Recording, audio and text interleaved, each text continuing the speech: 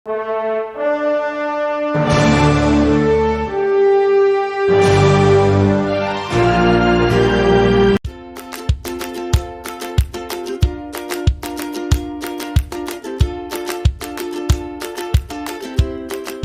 आज हम लोग मैग्नेटिक डायपोल मोमेंट के बारे में डिस्कस करने वाले हैं। तो एक तो हम लोगों ने करंट कैरिंग सर्कुलर वायर का मैग्नेटिक फील्ड डिराइव किया था, जिसमें कि हमें मैग्नेटिक डायपोल मोमेंट आया था। थोड़ा उस पॉइंट को रिकॉल करेंगे कि अगर एक करंट कैरिंग वायर है, सर्कुलर वायर, और अगर ये करंट कैरिंग वायर जो है YZ प्लेन में है, एक्स एक्सिस, तो अगर एक ऑब्जर्वर यहां से है और उसको दिख रहा है कि इसमें करंट फ्लो कर रहा है, सपोज करंट फ्लो जो कर रहा है वो एंटी क्लॉकवाइज, तो इस करंट कैरिंग वायर का मैग्नेटिक डायपोल मोमेंट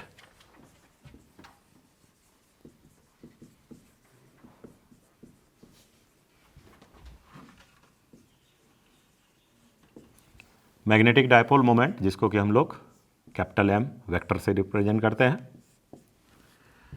तो करंट कैरिंग वायर का मैग्नेटिक डायपोल मोमेंट का क्या फार्मूला बना था?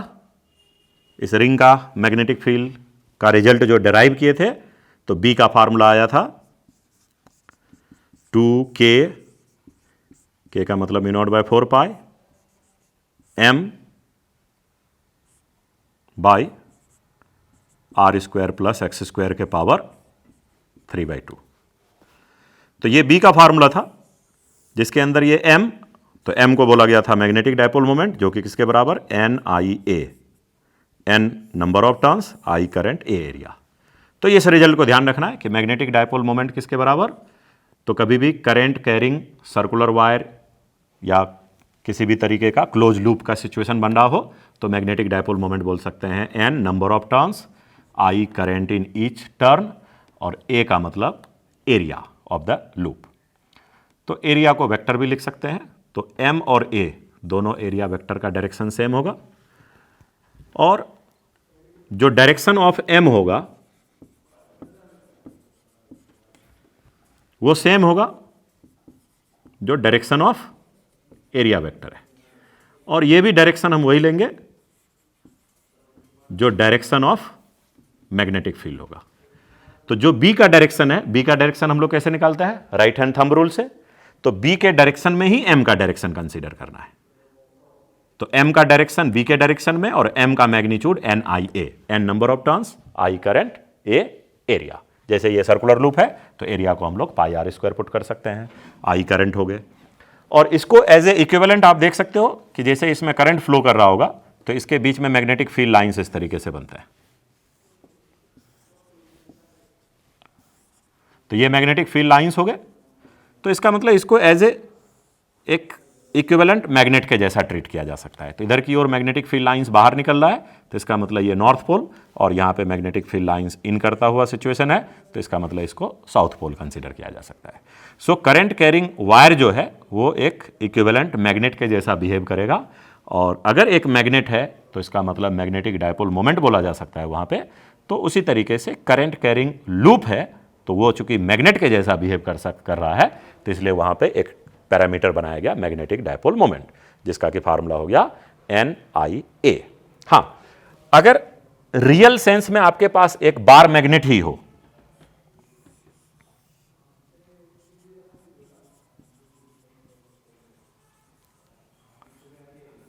तो बार मैग्नेट के केस में मैग्नेटिक डायपोल मोमेंट क्या होता है? तो बार मैग्नेट में एक होता है आपको north pole, south pole. Bar magnet के आउटसाइड जो मैग्नेटिक फील्ड लाइंस होते हैं वो नॉर्थ से साउथ, इस तरीके से।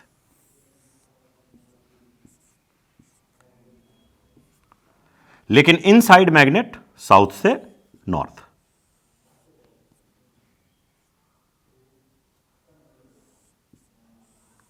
So inside magnet, magnetic field lines is south to north, and outside magnet it is north to south. तो बार मैग्नेट में नॉर्थ पोल, साउथ पोल, इस तरीके से मैग्नेटिक फील्ड लाइंस हो गए। और यहां पे भी मैग्नेटिक डायपोल मोमेंट बताया जाता है। यहां भी m हो गया मैग्नेटिक डायपोल मोमेंट। तो यहां m का डेफिनेशन क्या होता है? तो नॉर्थ पोल और साउथ पोल का पोल स्ट्रेंथ बोला जाता है minus small m and plus small m। और अगर ये पोल के बीच का डिस्टेंस जो है, इसको मैं 2d से रिप्रेजेंट कर दूं। 2d इसलिए कि अगर सेंटर को O कंसीडर किया जाए तो सेंटर से north pole d distance, centre से साउथ पोल d डिस्टेंस। तो नॉर्थ पोल और साउथ पोल के बीच का डिस्टेंस हो गया 2d, और पोल स्ट्रेंथ हो गए, नॉर्थ का पोल स्ट्रेंथ को हम लोग बोलते हैं प्लस m, साउथ के पोल स्ट्रेंथ को बोलते हैं माइनस m। तो बार मैग्नेट के केस में डायपोल मोमेंट बोला जाता है पोल स्ट्रेंथ, दो नॉर्थ या साउथ में से किसी एक का पोल स्ट्रेंथ का मैग्नीट्यूड, और इनटू सेपरेशन 2d। तो करंट कैरिंग लूप है तो magnetic dipole moment is NIA, और अगर बार मैग्नेट है तो उस केस में magnetic dipole is pole strength into separation. तो यहां पे स्मॉल m जो हो गया, this is the pole strength, और ये 2d जो हो गए, ये हो गए separation between north and south.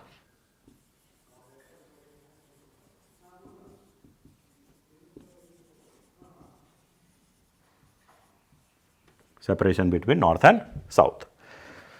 तो यहां पे जैसे मैग्नेटिक डायपोल मोमेंट का डायरेक्शन किधर लिया जाता है? बी के डायरेक्शन में। तो यहां पे हम लोग मैग्नेटिक पोल का डायरेक्शन किधर देंगे? मैग्नेटिक डायपोल मोमेंट का डायरेक्शन किधर लेंगे? तो बार मैग्नेट के केस में मैग्नेटिक डायपोल मोमेंट का डायरेक्शन लिया जाता है south to north, south to north, इधर की ओर m vector. So direction of m is from south to north. तो बार मैग्नेट में मैग्नेटिक डायपोल मोमेंट का डायरेक्शन साउथ से नॉर्थ, और डायपोल मोमेंट का, मैग्नेटिक डायपोल मोमेंट का मैग्नीट्यूड पोल स्ट्रेंथ या तो नॉर्थ या साउथ का m मैग्नीट्यूड में, और उसके बीच का सेपरेशन 2d। नॉर्थ के सेपरेशन को हम लोग बोलते हैं प्लस m, सॉरी नॉर्थ के पोल स्ट्रेंथ को हम लोग बोलते हैं प्लस m, और साउथ के पोल स्ट्रेंथ को हम लोग बोलते हैं माइनस m। तो dipole moment is pole strength into separation. लेकिन जब करंट के सेंस में देखेंगे तो मैग्नेटिक डायपोल मोमेंट का मैग्नीट्यूड हो गया n number of turns, I current, A area, लेकिन यहां पे डायरेक्शन B के अलोंग। तो अब हम लोग मैग्नेटिक डायपोल मोमेंट पे बेस्ड कुछ एग्जाम्पल कंसीडर करते हैं। ये रिजल्ट हो गया, इस फार्मूले को याद रखना है, और इससे मिलते जुलते इस पे अप्लाइड कुछ न्यूमेरिकल एग्जाम्पल्स देखते हैं। तो let us take example. Suppose ये XY प्लेन हो गए, और यहां पे करंट कैरिंग सर्कुलर वायर है, ऑरिजिन हो गए। If current in each turn, n हो गया नंबर ऑफ टर्न्स,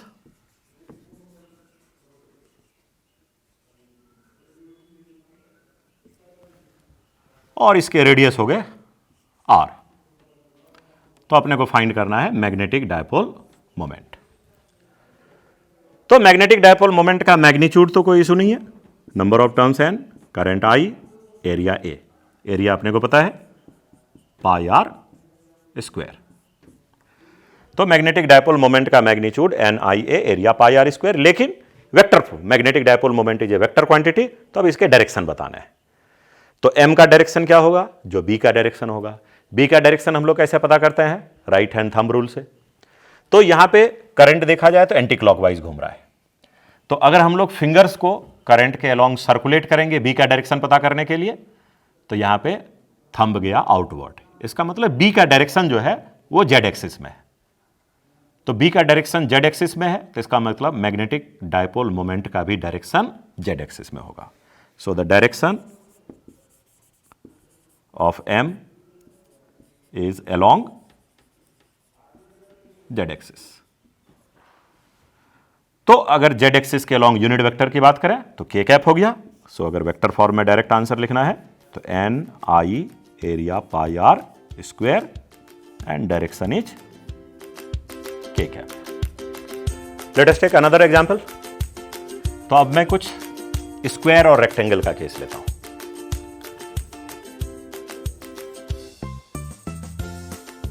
सपोज ये एक स्क्वायर है जिसका साइड हो गया A। अगेन इसको भी XY प्लेन में कंसीडर करते हैं।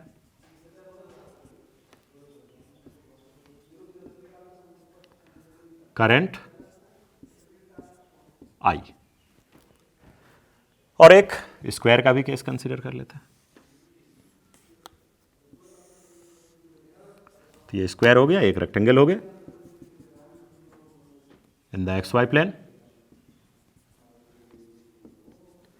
Current is I। Suppose side is L and this side is B।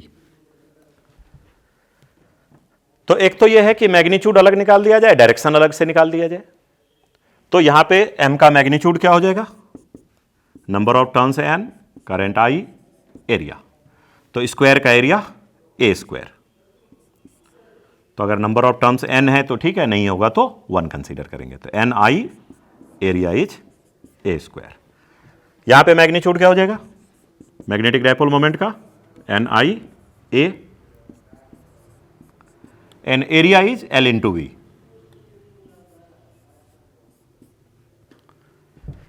लेकिन M का डायरेक्शन किधर होने चाहिए? तो जो B का डायरेक्शन होगा। B का डायरेक्शन इजीली हम लोग फाइंड कर सकते हैं यहां पे। तो राइट हैंड फिंगर्स को अगर हम लोग कर्ल करते हैं करंट के सेंस में, तो थंब अलोंग Z एक्सिस। तो इसका मतलब डायरेक्शन K कैप। हाँ, करंट अगर क्लॉकवाइज होता तो थंब इनसाइड जा रहा है इस तरीके से फिंगर्स को कर्ल करने से राइट हैंड का, तो इसका मतलब मैग्नेटिक डायपोल मोमेंट का डायरेक्शन माइनस K कैप होते, अपोजिट टू Z एक्सिस। अभी किधर है? Along Z axis. इस केस में भी किधर है? Along Z axis. Current anti clockwise. Clockwise होते तो इनवर्ड होते, अभी एंटी क्लॉकवाइज है तो आउटवर्ड। तो इसका मतलब M को वेक्टर फॉर्म में हम लोग कैसे लिख सकते हैं? तो NI L into B and direction is simply K cap. यहां पे भी डायरेक्शन क्या हो जाएगा? K cap. तो NI area A square, direction K cap. लेकिन एक और भी मैं इस रिजल्ट को एक इंटरेस्टिंग तरीके से एक्सप्रेस करता हूं। इसके किसी भी दो साइड को जो कि एक दूसरे के ऑब्वियसली परपेंडिकुलर है, किस केस में? स्क्वायर और रेक्टेंगल के केस में। तो स्क्वायर और रेक्टेंगल के केस में अगर दो साइड को हम वेक्टर फॉर्म में लिख दें, तो अगर मान लो कि ये साइड एक फर्स्ट साइड हो गया और ये सेकंड साइड हो गया, तो कोई भी आप दो कंसेक्यूटिव साइड को पकड़ो। मान लेते हैं कि ये AB CD एक स्क्वायर है। तो स्क्वायर और रेक्टेंगल के केस में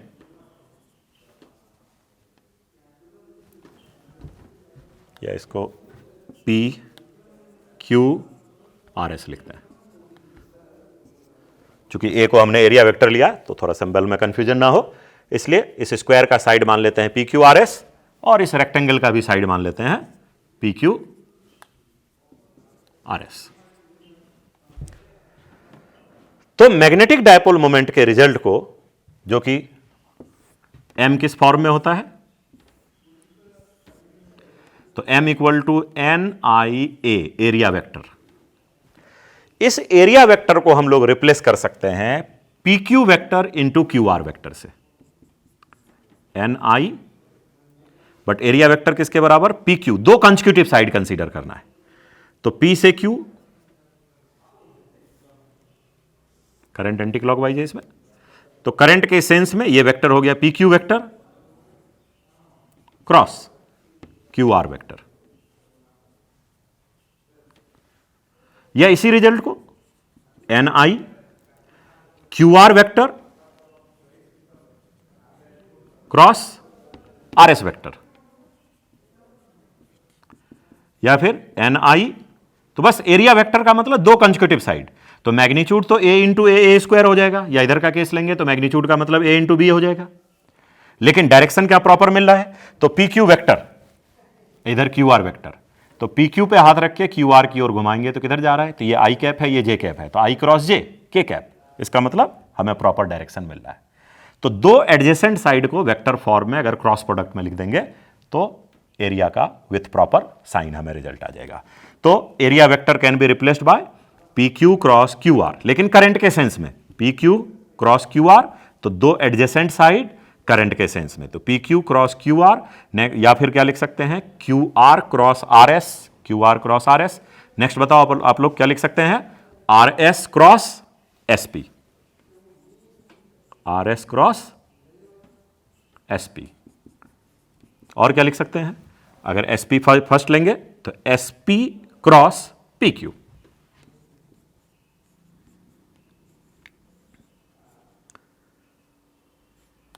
तो ये भी एक इंपॉर्टेंट रिजल्ट हो गया कि मैग्नेटिक डायपोल मोमेंट एम का फार्मूला क्या हो गया, एन आई ए। लेकिन रेक्टेंगल, स्क्वायर, ये सब केसेस में क्या कर सकते हो आप, दो एडजेसेंट साइड को क्रॉस प्रोडक्ट के फॉर्म में, वेक्टर फॉर्म में लिख सकते हो, तो आपको फाइनल आंसर मिल जाएगा। तो जरा इस मेथड से चेक करते हैं। तो यहां पे इसी रिजल्ट को अब अल्टरनेट दूसरे मेथड से निकालते हैं। तो एम का मतलब एन आई एरिया वेक्टर,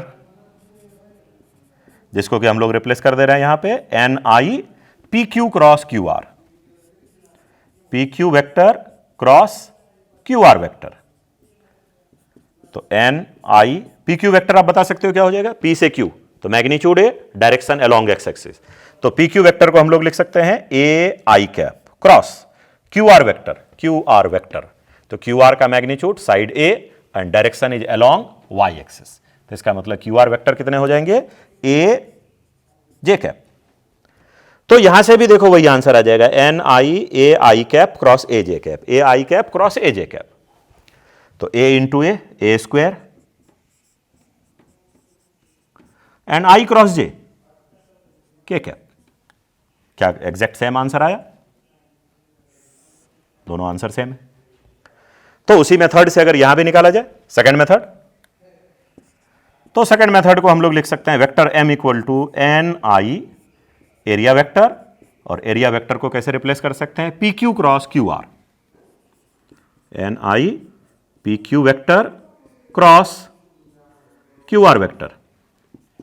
तो एन आई, चलो पी क्यू वेक्टर को क्या लिखेंगे, तो पी क्यू का मैग्नीट्यूड है एल, डायरेक्शन किधर है अलोंग एक्स एक्सिस, तो इसका मतलब L I cap cross Q R vector. तो क्यू आर का मैग्नीट्यूड कितने हैं, बी, किधर है वाई एक्सिस के पैरेलल अलोंग वाई एक्सिस, तो इसका मतलब B J cap, so I cross J K. तो N I L B and direction is K cap. क्या दोनों सेम आंसर आया। तो फर्स्ट मेथड में डायरेक्टली हम लोगों ने एरिया का मैग्नीट्यूड लिख दिया था एल बी, तो वही मैग्नीट्यूड है एल बी, लेकिन डायरेक्शन वहां अलग से सोचा, यहां क्रॉस प्रोडक्ट ने डायरेक्शन बता दिया। तो इसका मतलब या तो राइट हैंड से जो बी का डायरेक्शन होगा वही ए का डायरेक्शन होगा। तो बी का डायरेक्शन है यहां पे राइट हैंड में से अगर इसको फिंगर को घुमाएंगे तो अलोंग जेड एक्सिस के कैप, या फिर दो साइड एडजेसेंट साइड को अगर आप वेक्टर फॉर्म में लिख दो तो उससे भी एरिया का मैग्नीट्यूड एंड एम का प्रॉपर डायरेक्शन आंसर आ जाएगा। तो इस तरीके से ये रिजल्ट को आप ध्यान रख सकते हो, इस मेथड से भी रेक्टेंगल स्क्वायर टाइप के क्वेश्चन को सॉल्व कर सकते हैं। चलो let us take another example. तो अभी हम लोगों ने स्क्वायर और रेक्टेंगल का केस लिया, तो स्क्वायर और रेक्टेंगल का ही केस ले रहा हूं, लेकिन अभी क्या था कि स्क्वायर और रेक्टेंगल जो थे एक्स वाई प्लेन में थे, लेकिन अब थोड़ा उसको एक हॉरिजॉन्टल प्लेन के साथ कुछ ऐसे इंक्लाइन कर देते हैं। ऐसे मान लो स्क्वायर ही है, लेकिन स्क्वायर हॉरिजॉन्टल प्लेन में नहीं होकर ऐसे हॉरिजॉन्टल से कुछ एंगल बना रहा है। तो अगर मैं हॉरिजॉन्टल प्लेन को एक्स जेड बना दूं और ये इधर वर्टिकल प्लेन एक्स वाई, ये समझ लो एक्स वाई वर्टिकल प्लेन है और ये एक्स जेड हॉरिजॉन्टल प्लेन। तो स्क्वायर को इस तरीके से नहीं रख के थोड़ा एंगल में बना दिया। तो एक साइड इधर है इस तरीके से angle theta,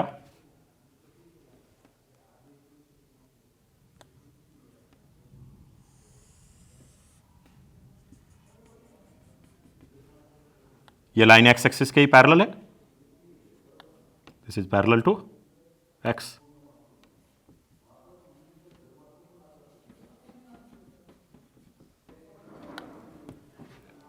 So this angle theta.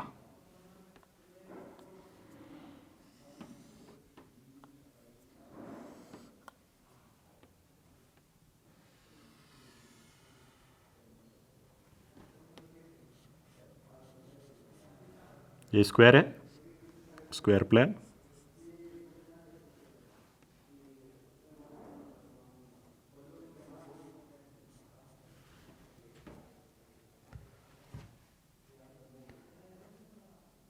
तो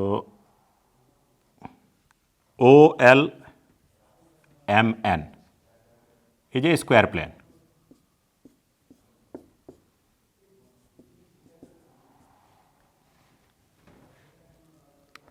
Which makes an angle theta with XZ plane. ये नीचे का प्लेन XZ प्लेन है, ऐसे। तो OLMN is a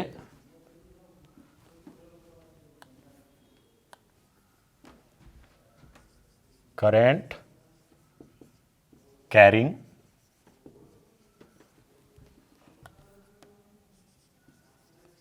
square loop of side A. तो OLM is a square loop carrying a current I. इसमें current I इस तरीके से सर्कुलेट हो रहा है।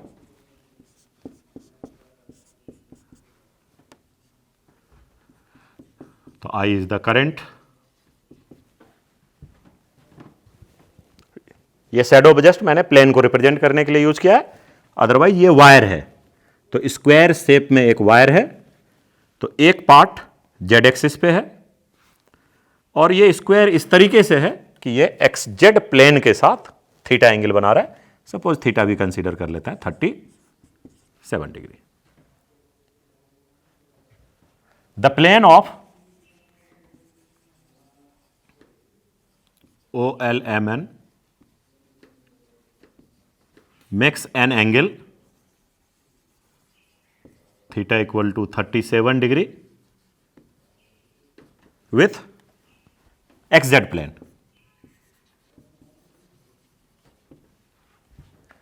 The plane OLMN makes an angle theta 37 degree with XZ plane. तो XZ plane को आप हॉरिजॉन्टल कंसीडर करो, तो इसके साथ ये स्क्वायर ऐसे 37 डिग्री पे झुका हुआ है और करंट कहां पे, ऐसे बाउंड्री में घूम रहा है स्क्वायर लूप के शेप में। तो हमें बताना है what is the magnetic dipole moment. तो अगेन वही स्क्वायर वाला फंडा लगाएंगे। तो स्क्वायर सर्कुलर स्क्वायर का लूप हो चाहे रेक्टेंगल का लूप हो, उसमें हम लोगों ने क्या बोला, M equal to NI area vector A।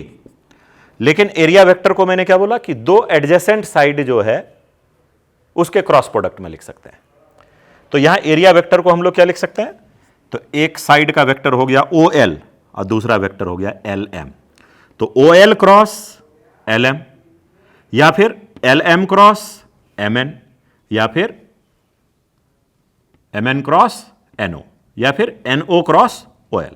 तो कोई भी दो एडजेसेंट साइड ले सकते हैं। तो चलो मैं यहां पे दो एडजेसेंट साइड क्या ले लेते हैं, तो NI और एरिया वेक्टर के लिए दो एडजेसेंट साइड, एक ले लेते हैं OL वेक्टर और एक ले लेते हैं LM वेक्टर। तो OL vector cross LM vector, तो दो adjacent side OL LM, OL LM। तो क्या OL और LM को वेक्टर फॉर्म में लिखा जा सकता है आसानी से? तो स्क्वायर का साइड तो A है, तो OL वेक्टर कितने हो जाएंगे, तो OL वेक्टर का मैग्नीट्यूड तो A है, साइड का लेंथ A, और डायरेक्शन किधर हो गया O टू L, तो O टू L मतलब अलोंग जेड एक्सिस, इसका मतलब K cap. Cross product LM vector, तो ये जो LM वेक्टर है इसको वेक्टर फॉर्म में लिखना है। तो जो LM वेक्टर है इसका मैग्नीट्यूड तो A है, लेकिन ये एक्स एक्सिस के साथ क्या एंगल बना रहा है, 37 डिग्री। तो ये मैग्नीट्यूड A हो गया, एक्स एक्सिस के साथ 37 बना रहा है। तो क्या हम लोग कंपोनेंट का हेल्प ले सकते हैं?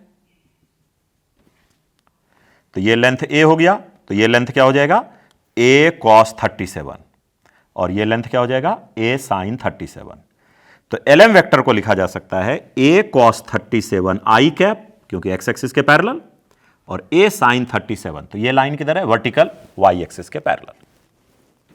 तो इसका मतलब LM वेक्टर को लिखेंगे a cos 37 i कैप, ये वेक्टर हो गया a cos 37 i कैप, और ये हो जाएगा a sin 37 j कैप। इस दोनों का रिजल्टेंट ही है ये वेक्टर a, किसके अलॉन्ग, L to M। तो plus a sin 37 j cap. तब तो सिंपल क्रॉस प्रोडक्ट लेना है, तो यहां पे भी a है, इसमें भी a है, दोनों में a है, कॉमन ले सकते हैं a स्क्वायर, तो ni a स्क्वायर, इधर क्या बच गया, k cap cross cos 37 4/5 i cap sin 37 3/5 j cap. तो अब k क्रॉस i और k क्रॉस j क्या हो जाएगा आंसर, तो ni a square 4/5 into k cross i, याद है रिजल्ट, i j k को सर्कल पे रखेंगे, i j k, i cross j k, j cross k i, k cross i j, मतलब इस ऑर्डर में घूमेंगे तो प्लस, i j k के ऑर्डर में घूमेंगे तो दो का क्रॉस प्रोडक्ट तीसरा प्लस के साथ, अपोजिट ऑर्डर में घूमेंगे तो दो का प्रोडक्ट तीसरा माइनस के साथ। तो हमें जाना है k से i, k से i, k क्रॉस i, तो k cross i is j cap, k cross i is j cap, तो 4/5 k cross i j cap plus 3/5, लेकिन इसमें क्या ऑर्डर बनेगा, k क्रॉस j, तो k क्रॉस j, तो k से j जा रहे हैं हम लोग, अपोजिट ऑर्डर में जा रहे हैं इधर, तो k cross j minus i, इस ऑर्डर में घूमेंगे तो प्लस, इस ऑर्डर में घूमेंगे तो माइनस, तो k क्रॉस j i, लेकिन प्लस के साथ नहीं माइनस के साथ, तो ये हो गया minus i। So the final answer is ni a square 4/5 j cap 4/5 minus i cap. तो इसलिए जब भी स्क्वायर या रेक्टेंगल का केस रहे तो ये अप्रोच थोड़ा इजी रहता है, NIA एरिया वेक्टर, लेकिन एरिया वेक्टर को क्या करना है, दो एडजेसेंट साइड को एक वेक्टर फॉर्म में बना के क्रॉस प्रोडक्ट लिखना है, इससे थोड़ा क्वेश्चन को सॉल्व करना इजी रहता है। डायरेक्ट भी बना सकते हैं, मैग्नीट्यूड अलग निकालेंगे, एरिया a स्क्वायर, लेकिन m का डायरेक्शन को फिर वही राइट हैंड रूल से सोचना पड़ेगा। तो इस तरीके से करंट गया तो अब m वेक्टर y एक्सिस के साथ एंगल बनाएगा थीटा, तो m का कंपोनेंट, एक कंपोनेंट y के अलोंग आएगा और m का एक कंपोनेंट x के अपोजिट जाएगा, तो x के अपोजिट गया तो माइनस i कैप और y के अलोंग गया तो j कैप, लेकिन m का डायरेक्शन जो होगा वो इस प्लेन के ऐसे परपेंडिकुलर आएगा, जो कि ये एंगल क्या होगा, ये थीटा है तो ये भी थीटा हो जाएगा। तो इस मेथड से भी कर सकते हो, NIA तो मैग्नीट्यूड NIA स्क्वायर, लेकिन डायरेक्शन के लिए तो यहां पे m का कंपोनेंट cos थीटा, तो cos 37 j कैप, तो ये बन रहा है ना cos 37 4/5 j कैप, और इसका एक कंपोनेंट आएगा x एक्सिस के अपोजिट, तो cos 37 j cap and sin 37 minus i cap, sin 37 minus i cap. तो आप उस मेथड से भी सॉल्व कर सकते हो, लेकिन उसमें इमेजिनेशन थोड़ा ज्यादा चाहिए, और इस मेथड में क्या है कि दो साइड को आप वेक्टर फॉर्म में लिखो, क्रॉस प्रोडक्ट में आपका डायरेक्ट आंसर आ जाएगा। अगर यहां से चलना है तो फिर बताओ क्या लिखेंगे, तो उस केस में m equal to n i, area का मैग्नीट्यूड a स्क्वायर, और डायरेक्शन के लिए क्या लिखेंगे, तो दिस वन 37 डिग्री, तो cos 37 j cap, cos 37 j cap, cos 37 j cap, क्योंकि m वेक्टर इस करंट कैरिंग लूप के परपेंडिकुलर है, तो ये जो करंट कैरिंग लूप, करंट इस तरीके से घूम रहा है तो ये इसके प्लेन के परपेंडिकुलर, तो y एक्सिस के साथ 37, तो cos 37 j and sin 37 minus i, तो माइनस sin 37 i कैप। तो इसमें आंसर जल्दी आ जाते हैं, लेकिन थोड़ा इमेजिनेशन चाहिए। और उसमें क्या है कि आप दो वेक्टर को जो एडजेसेंट साइड है वेक्टर फॉर्म में लिख दो तो क्रॉस प्रोडक्ट से आंसर आ जाएगा। दोनों मेथड से आप देख सकते हो आंसर सेम आया। N I area A square cos 37 4/5 J cap minus sine 37 3/5 I cap. क्या दोनों सेम आंसर है? 4/5 J minus 3/5 I. Let us take another example to calculate magnetic dipole moment. ये x एक्सिस हो गए, y axis हो गए और इधर हो गया एक z एक्सिस। तो सपोज करो कि करंट कैरिंग वायर एक ओरिजिन से शुरू हो रहा है, x एक्सिस पे कुछ डिस्टेंस तक गए, इसके बाद ये y के पैरेलल आ गया, फिर ये एक्स एक्सिस के अपोजिट चले गए और इसके आगे फिर ये जेड एक्सिस के पैरेलल आ गया। फिर से वाई एक्सिस के एंटी पैरेलल, वापस जेड एक्सिस के अपोजिट। तो इस तरीके से करंट सर्कुलेट हो रहा है वायर में। तीन साइड एक्स वाई प्लेन में है और ये तीन साइड वाई जेड प्लेन में। 3 side is in X Y plane and 3 side is in Y Z plane. तो हमें बताना है मैग्नेटिक डायपोल मोमेंट क्या होगा। साइड लेंथ ए, ये एक साइड ए हो गया, ये भी साइड ए,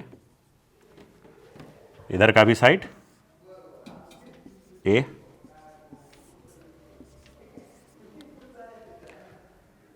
तो इस केस में मैग्नेटिक डायपोल मोमेंट को फाइंड करने के लिए ये जो दो पार्ट है इसको एक इंडिपेंडेंट लूप और इसको एक इंडिपेंडेंट लूप कंसीडर करेंगे। कैसे? तो अगर मैं यहां पे दो डॉटेड लाइन दिखा रहा हूं, चलो इस तरीके से, तो ऐसा इमेजिन करना है कि यहां पे दो वायर अलग अलग रखे हुए हैं, इस वायर को इसके साथ कनेक्ट कर लो। तो सपोज यहां पे करंट इस तरीके से एंटी क्लॉकवाइज घूम रहा है, तो यहां पे करंट हो गया डाउनवर्ड। ऐसा है नहीं, ऐसा हम लोग खुद इमेजिन कर रहे हैं कि दो वायर है, तो ये पोर्शन इस साइड से कनेक्टेड है, तो करंट इसमें हो गया इस तरीके से डाउनवर्ड, और इसमें जो करंट घूम रहे हैं तो इसके हिसाब से अगर करंट देखोगे तो इसमें करंट हो गए अपवर्ड। तो इस जगह पे दोनों पार्ट में करंट का डायरेक्शन अपोजिट हो गया। इस हिस्से में करंट आई डाउनवर्ड, इस हिस्से में करंट आई अपवर्ड, तो दोनों को मिला के तो नेट जीरो ही हो गया।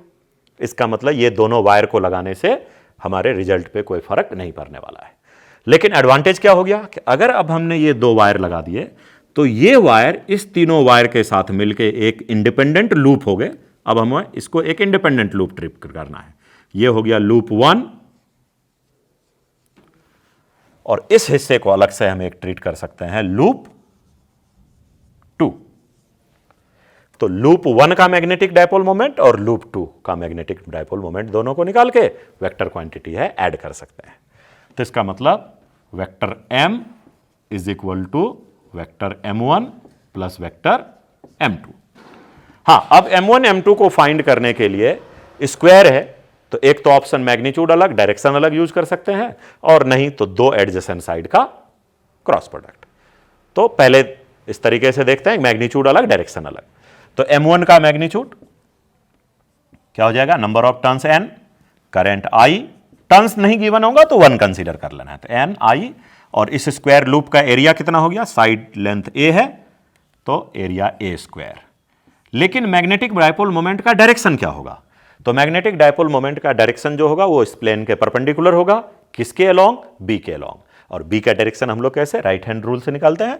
तो करंट यहां पे एंटी क्लॉकवाइज घूम रहा है, तो फिंगर्स को हम अगर इस तरीके से एंटी क्लॉकवाइज घुमाएंगे तो थंब हो गया आउटवर्ड, तो ये किस डायरेक्शन को रिप्रेजेंट कर रहा है? जेड एक्सिस को। तो इसका मतलब यहां इस लूप का मैग्नेटिक डायपोल मोमेंट का डायरेक्शन हो गया के कैप। और m2 वेक्टर यानी अब इस लूप का मैग्नेटिक डायपोल मोमेंट बताना है। तो again number of turns n, current i, area a square, क्योंकि इसके भी साइड a हो गए, ये भी एक स्क्वायर लूप हो गए।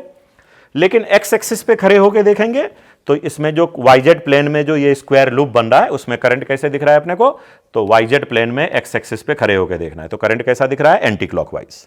तो इसका मतलब अगर ये राइट हैंड के फिंगर्स को हम एंटी क्लॉकवाइज घुमाएंगे तो थंब अपनी तरफ आ रहा है, यानी किसके अलोंग, एक्स एक्सिस के अलोंग। तो इसका मतलब इसके मैग्नेटिक डायपोल मोमेंट का डायरेक्शन हो गया अलोंग एक्स एक्सिस, इसका मतलब डायरेक्शन हो गया आई कैप। तो N I area A square and direction is I cap plus K cap. Magnitude लेना है तो √2 आ जाएगा, √2 times N I A square. या इसी रिजल्ट को अगर दो साइड के क्रॉस प्रोडक्ट से निकालना है तो वो भी मेथड देख लो।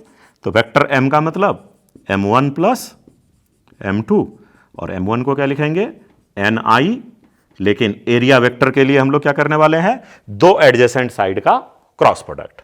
तो ये एडजेसेंट साइड क्या हो गया, ये वाला साइड, तो इस साइड को हम लोग लिखेंगे ए आई कैप क्रॉस, ये वाले साइड को लिखेंगे ए जे कैप प्लस। अब m2 वेक्टर पे आ जाते हैं, तो m2 वेक्टर के लिए भी अगेन नंबर ऑफ टर्न्स है n, करंट i, और एरिया वेक्टर, तो एरिया वेक्टर का मतलब दो एडजेसेंट साइड का क्रॉस प्रोडक्ट।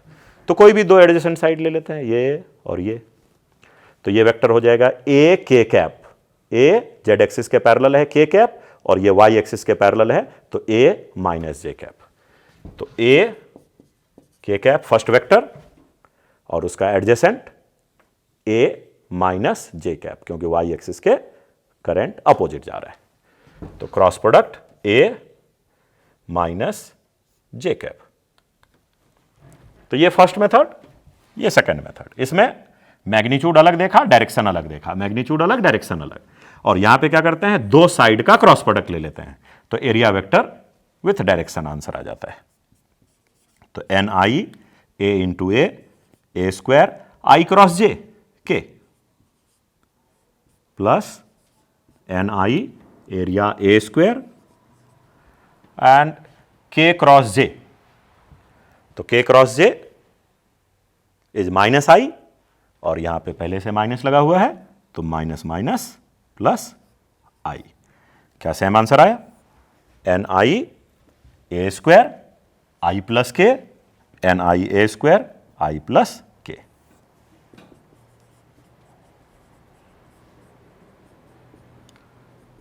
तो इस तरीके से ये प्लेन थोड़ा 3 डायमेंशन में था, लेकिन हम लोगों ने मैग्नेटिक डायपोल मोमेंट को आसानी से फाइंड किया। यहां पे ये दो डॉटेड वायर का हमने हेल्प ले लिया, दोनों में डायरेक्शन ऑफ करंट अपोजिट है, इसलिए नेट डायग्राम पे कोई फर्क नहीं पड़ा। लेकिन बेनिफिट क्या हो गया, ये एक क्लोज लूप बन गए और ये भी एक क्लोज लूप बन गए। तो इसका मैग्नेटिक डायपोल मोमेंट m1, इसके मैग्नेटिक डायपोल मोमेंट m2, दोनों को ऐड कर दिया। और एक लूप को जब देख रहे हैं तो इसका मतलब मैग्नीट्यूड अलग से, डायरेक्शन अलग से सोच लिया। डायरेक्शन m का वही होता है जो b का डायरेक्शन, और नहीं तो स्क्वायर और रेक्टेंगल में तो एक अनदर ऑप्शन हमने बताया ही कि दो एडजेसेंट साइड का क्रॉस प्रोडक्ट। तो ये दोनों मेथड से आप इसको सॉल्व कर सकते हैं। तो इस तरीके से कुछ एग्जांपल हम लोगों ने देखा मैग्नेटिक डायपोल मोमेंट कैलकुलेशन का, अगर वायर में करंट गिवन है। परमानेंट मैग्नेट में तो कुछ नहीं है, अलग से बता ही दिया कि अगर एक पोल स्ट्रेंथ आपको गिवन है नॉर्थ और साउथ का, तो दोनों के बीच के सेपरेशन से मल्टीप्लाई कर देना है, pole strength into separation, small m into 2d। लेकिन अगर यह पूछा जाए कि किसी चार्ज को अगर रोटेट किया जाए तो क्या मिलने वाला है, तो अगर कोई चार्ज सर्कुलेट हो रहा है तो इसका मतलब वहां इलेक्ट्रिक करंट हो गया, और अगर इलेक्ट्रिक करंट है तो उसके आसपास में मैग्नेटिक फील्ड बनते हैं, मैग्नेटिक डायपोल मोमेंट का फॉर्मेशन होगा। तो अगर किसी चार्ज के रिवॉल्यूशन का केस है तो उस केस में मैग्नेटिक डायपोल मोमेंट कितने होंगे।